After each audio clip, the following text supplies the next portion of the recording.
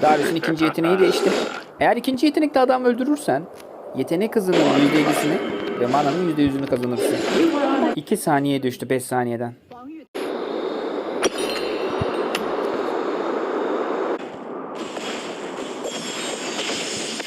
闭上眼睛，你会看到更多大瓶的露珠。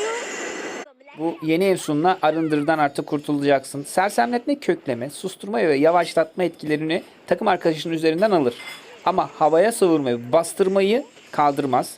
0.2 saniyelik kitle kontrolün üzerinden bağışıklık ve can da kazandırıyor bu arada. 150 ile 250 can da verir. Hem Arındır hem can basmanın rün olarak yerine efsun olarak kazanacaksın. Bu eşyanın büyü gücü 35'ten 45'e çıktı. Yetenek hızı da 20'den 10'a düştü. Bu da 45'ten 50'ye çıktı büyü gücü. Yetenek hızı da 20'den 15'e düştü. Bu eşyada ucuzladı. 2700 farm 2600'e düştü. Altın olarak manası 200'den 250'ye çıktı. Yetenek hızı da 25'ten 20'ye düştü. Minik nerf, minik buff, parasal anlamda da buff 50 altın daha ucuz. Bu eşyanın da sadece 50 yetenek gücü vurduğunu söyleyebilirim. 40'tı. 50'ye çıktı. Buff aldı. İngilizceye koyalım. Yabancılar da bizi izliyor. Like atıp abone olduğunu da düşünüyorum arkadaşım. Sırayla gidelim. Farmı bir kez 2600'den 2500'e düştü. Buff aldı. Yetenek gücü 45'ten 50'ye çıktı. Buff aldı. Skill hashed. Yetenek hızı 20'den 15'e düştü. Buff aldı. İç özellikler de büyü hızı kazanımı 10'dan 15'e çıktı.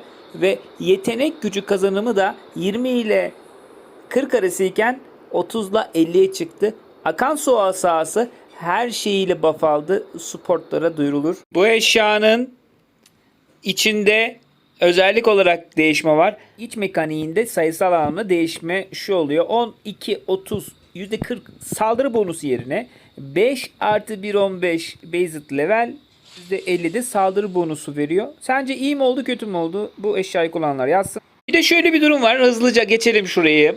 Çünkü her şeyi anlatmak zorunda değilim. Büyü işinde biz büyücüler ne yapıyorduk?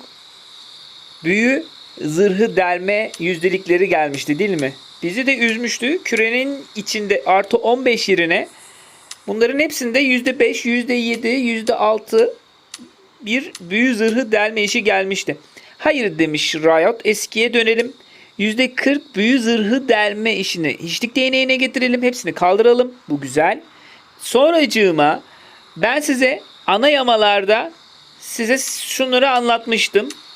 7.0'da gelmemişti anlattığım halde. Ama harf yamasında gelmişti. A, B, C, D var ya 7.0 A değil de 7.0 D yamasında hepsi geldi. Sonra şaşırdım. Ya biz bunları anlattık gelmedi ana yamada harf yamasına geldi. Sonra ne yapmışlar?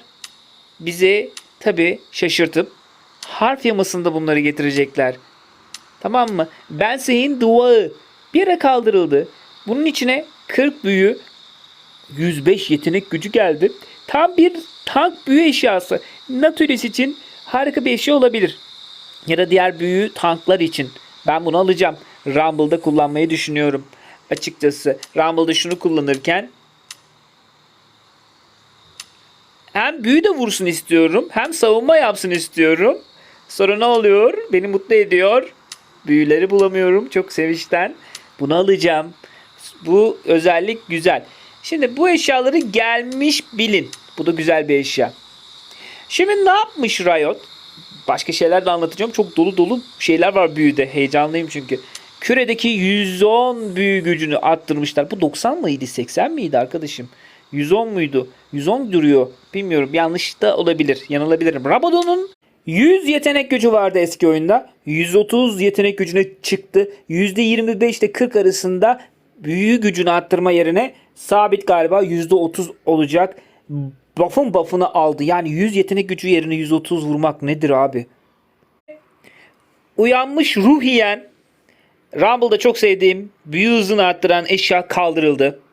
Medium projektörü göremiyorum. Medium projektör de kaldırıldı. Bilginiz olsun ve Bendel serüveni Habaset'le birlikte gelmişti. O da kullanılmıyordu. Hiç kimse de görmüyordum. Kaldırıldı. Bunu yapmıştı Rito. Ya yapma bunu. Eşya kaldırma. Sevmiyorum bu işini ya. Tamam bunları getireceksin anlıyorum.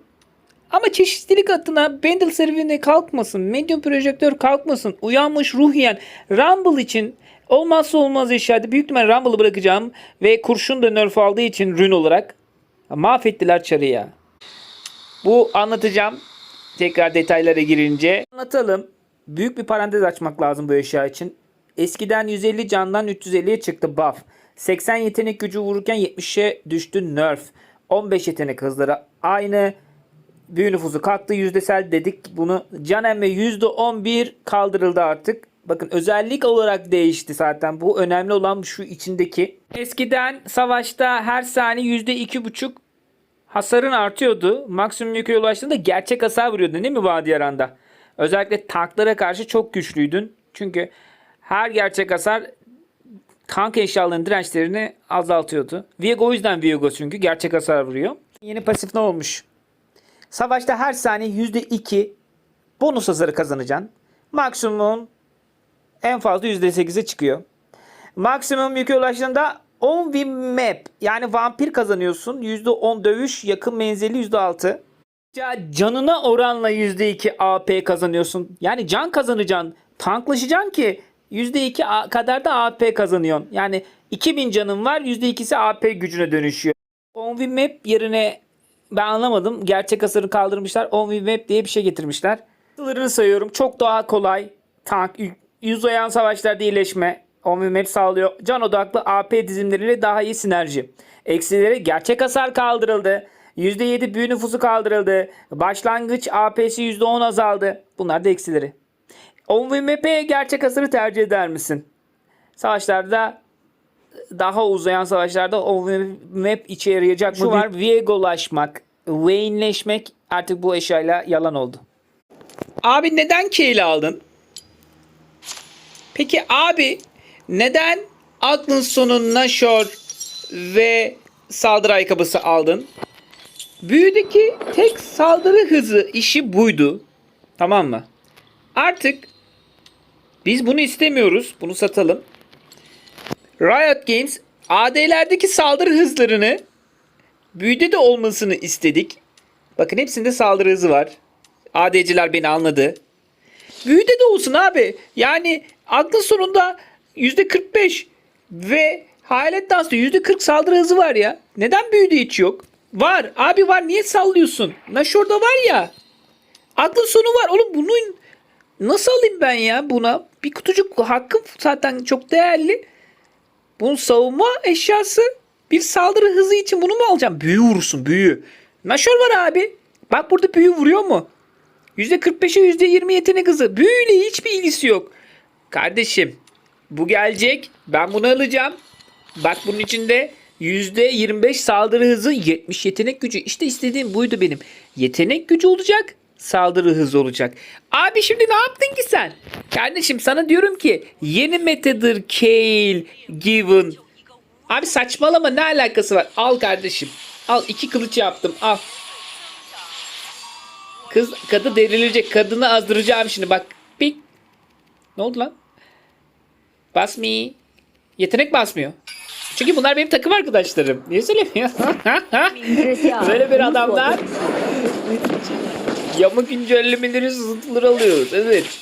Evet hıza bakalım. Manyak. Manyak olacak şimdi izle. Bu karı çıldırdı. Bu karıyı çıldıracağız arkadaşım. Yani delirdi. Peki seviye arttıralım.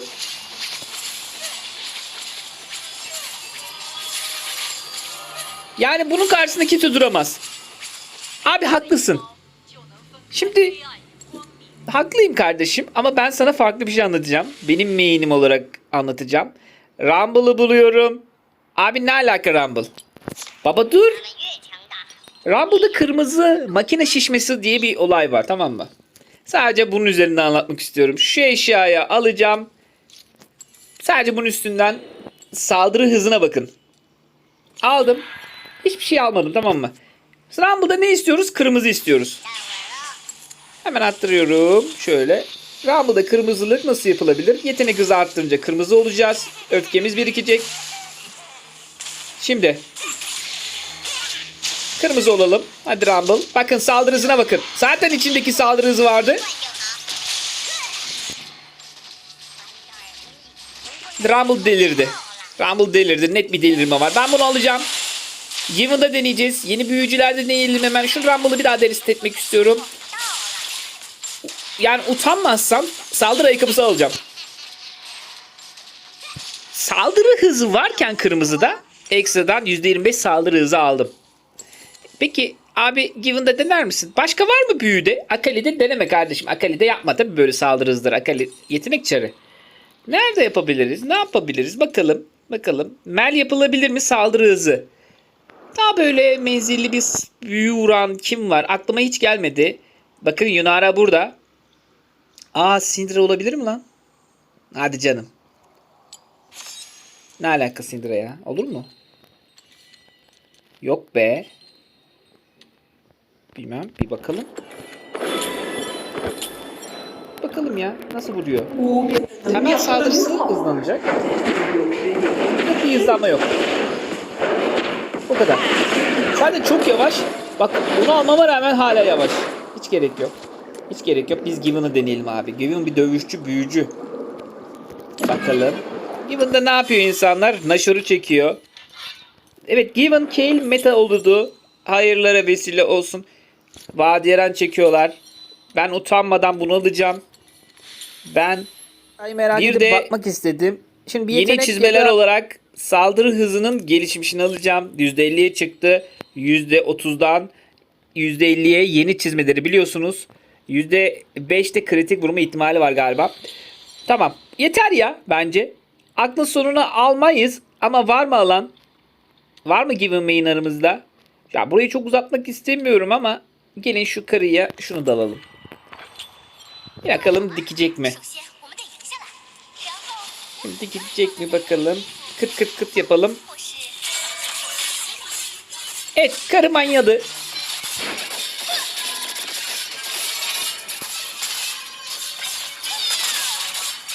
Ona değil ona değil. Hop. Tık tık tık. Saldırı hızımız arttı. Harika bir çar oldu. Ben bunu top lane'de Rumble'ın yerine de oynayabilirim. Yani saldırı hızı arttı abi. Hop. Oha nasıl vurdun onu? O yeni eşyanın içinde özellik de var. Bu arada harita daha net değişme var. Şöyle anlamda renk doygunluğu artmış. Yani mavisi mavi, kırmızısı kırmızısı. Yeni eklentiler var. Abi ne eklenti? Küçük minik çiçekler gelmiş. Pembesi net mi pembe? Yeşili tam yeşil. Eskiden nasıldı bizim oyun? Daha soluktu değil mi? Yani oyundan soğutuyordu seni. Fuşya rengindeydi ve şey gibiydi. Beyaz hakim, beyaz konsantrasyon hakim ve soğutuyordu seni. Yani ben soğuyordum. Güzel değildi. Böyle daha canlı.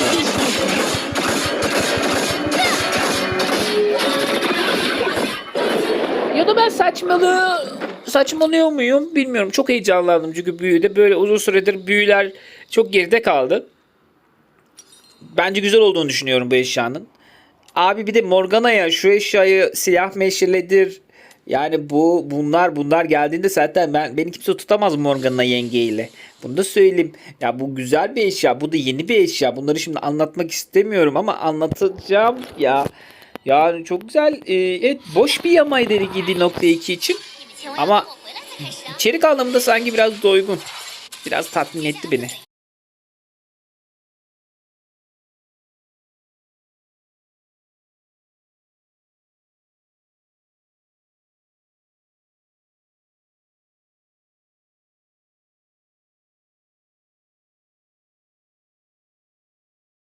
Hadi ben canlı yayında bazen free win alıyordum. Siz beni damga kazanıyordun, beni eleştiriyordunuz. Boşuna beleş oyun kazandın, işte rahat oyun kazandın. Artık buna son veriyorlar. Oynayan çok iyi ödüllendirilecek.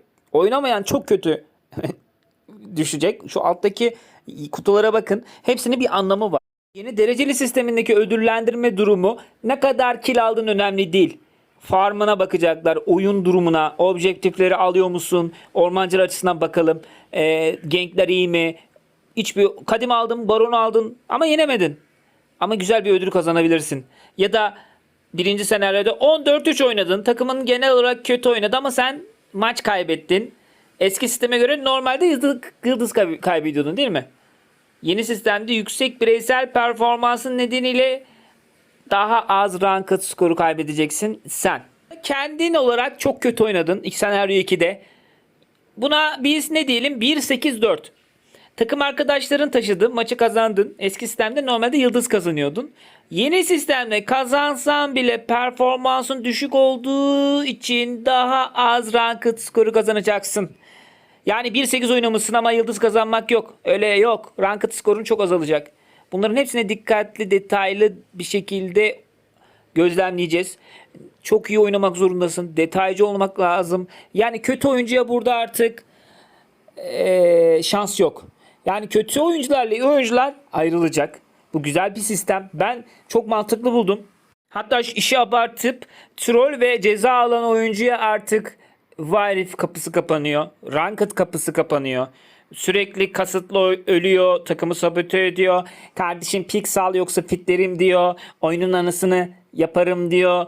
Bunlara oyun müsaade etmeyecek. Bunların ranked skorları son derece düşük olacak. Reportlasan da bunlar ceza alacak. Böyle bir şey var. Yeni sistemde pik ekranında ben Yunara'yı seçeceğim. Ve artık pik ekranı böyle görünecek. Şampiyonun animasyonu ya da kostümleri keşke Yunara seçmeseydim. Şimdi ben Akali seçiyorum arkadaşlar. Akali'de bir sürü kostüm var. Bu da gelmiş. Go geç. Akali nerede? Akali'yi hemen seçiyorum. Bak izle.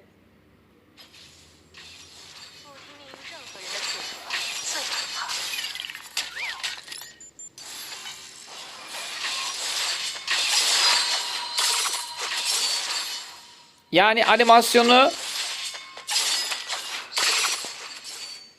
animasyonları görebiliyoruz artık pik ekranında. Bence güzel olmuş. Pik ekranında mavi ekranda durmak yerine böyle. Ha, Akali gelmiyor. Burada bir bug var. Akali yok arkadaşlar burada. Bakın. Akali yok. Neyse. Güzel bir özellik.